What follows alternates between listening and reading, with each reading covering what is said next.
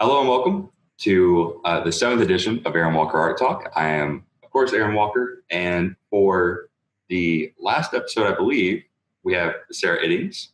Hello. And for this seventh episode, Sarah has chosen Happy New Year. Sarah, would you like to explain why you chose that? I feel like I have a fascination with your death-themed pictures. Just like the conversation with death, and then talking about the riot guy who was kind of like leading up to death, and then we end with this guy. Yeah.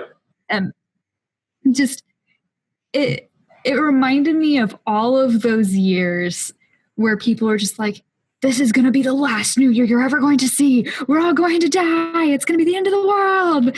And it makes me think of that with just him holding the sparkler and his drink, and he's just like, party it up. But then it also kind of feels like a metaphor for like, I'm just going to party like it's my last New Year ever, because what if death claims me? That's a much cooler like explanation or like impetus for the painting than it actually was. Are you serious? So in actuality, I painted this because it was New Year's 2017. So 2016 going into 2017. Mm-hmm. And I knew I wanted to do something with early 20th century New Year's parties as like the subject matter. And at the time it was really topical because there were these celebrity deaths, right? So that's right. Around 2016, right, we got like Prince, David Bowie, Muhammad Ali, I have a short list here, Gene Wilder, Castro, and Carrie Fisher, and like just a whole bunch. Dang, that is so true. And so it was like death himself is ringing in the new year, right? So playing again on like a conception of death as a character in art, this is like the gleeful, sardonic, panish like version of death that like so he's at like a New Year's party. It's like in this black room and it's only being lit by this sparkler, and he's grinning and he's having a wonderful time and he's all dressed up. He is actually in early 20th century garb that you would wear at like one of these parties, right? Like all of it is meant to be somewhat historically accurate, because like when you go to a party now, are people wearing sashes and top hats and like drinking? Oh my word, that's so true. I love that early 20th century style, by the way. For sure. Probably something else that attracted me to that picture. Mm-hmm. And so, yeah. Do you have any other questions about it? I'm trying to think. I mostly was just attracted to it just because of how metaphorical it could be for some people's take on bringing in the new year, I guess. Mm-hmm. I don't know that I necessarily had any other, I don't know. Maybe I do have other questions, because I'm trying to see, is this a canvas painting? Yeah, so I have it right here. Again, it's a rather large one. Oh, wow. Yes, it is. It's interesting to me that you chose to not cover the entire canvas, but it's like you painted a canvas onto a canvas and then having him come out of the canvas. Right. So this is something I've been doing not only in my paintings, but also in illustrations, which is that I tape off the edges. Mm-hmm. And then within that, I will put a sort of graphite line.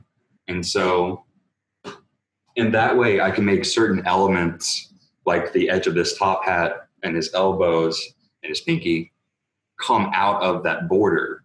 And so I think that it really makes things pop in that way. It does. It's really fascinating. I don't see very many artists who do their work that way.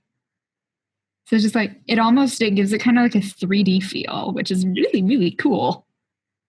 And something go ahead. I was just going to say, I'm not entirely certain that like I came up with it. I'm sure I've seen other artists do it, but I really like the effect. What are you going to say? It does. It's a great effect. I was just going to say I had been noticing that throughout a lot of your work, you seem to choose a very similar color palette. Why is that?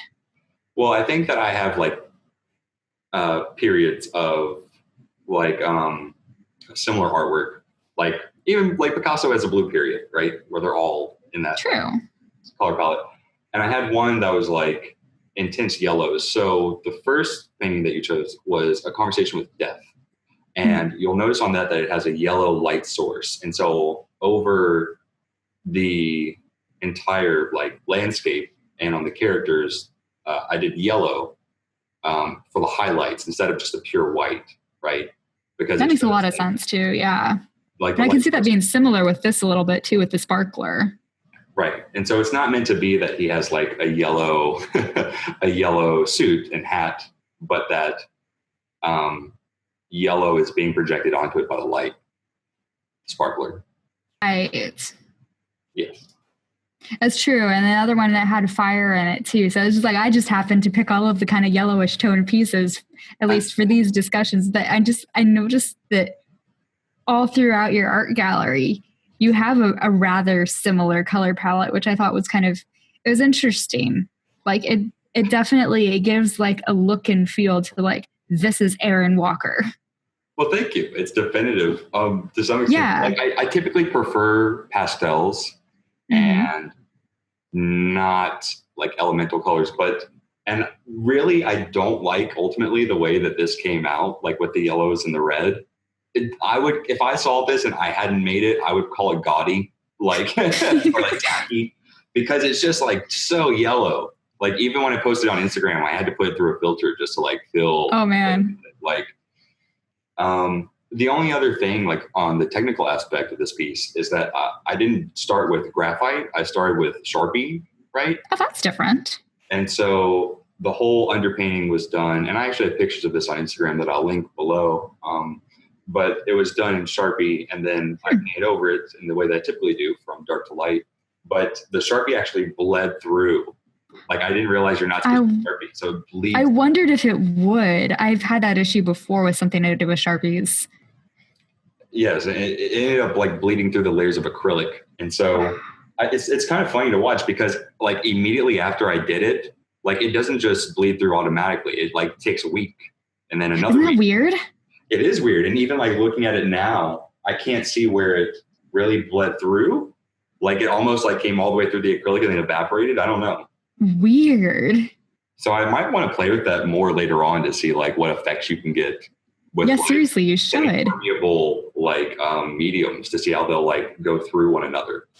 So now I'm curious because as an onlooker, I wouldn't have noticed something like that just looking at this piece. So I'm curious now, like what parts are the parts where the Sharpie came through? They came through a lot in the hand, on the left hand. Okay. His right hand, our left hand. Mm-hmm. And actually, now that I'm really looking at it, I think that they've come through as black. Like initially they came through as like a purple or like, which is a color that Sharpies actually are. They're like a deep blue. So it originally came through that color, but now it seems like it's settled on a black. Interesting. And like having the black background, it actually like it kind of works. I don't think it's bad that way. I don't think any like element of this is bad necessarily, except for like the color scheme I picked. I don't know, like having the hard black lines in certain places, it kind of goes with the more vibrant toned color scheme. For sure. Like it's just kind of like, even though it wouldn't necessarily be the colors that you would choose or prefer that your pieces be, like it's still like it has this like very vibrant pop to it. Mm-hmm. It definitely pops. But for sure. So Sarah, did you have any other questions on this particular piece? I don't think so. All right. So I think that'll be about it for this one. Cool. So Sarah, you are also an artist. Where can people find your work?